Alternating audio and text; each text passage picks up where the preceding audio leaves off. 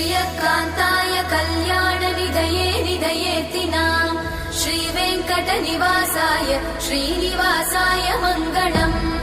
लक्ष्मी सविभ्रमालोकसुभ्रूविभ्रमचक्षुषे चक्षुषे सर्वलोकानां वेङ्कटेशाय मङ्गलम् श्रीवेङ्कटाद्रिशृङ्गाग्रमङ्गलाभरणाङ्गये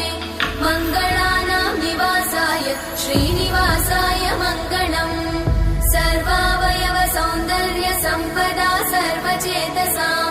सदा सम्मोहनायास्तु वेङ्कटेशाय मङ्गलम् नित्याय निरवध्याय सत्यानन्दचिदात्मने सर्वान्तरात्मने श्रीमद् वेङ्कटेशाय मङ्गलम्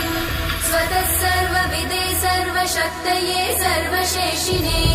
सुलभाय सुशीलाय वेङ्कटेशाय मङ्गलम्।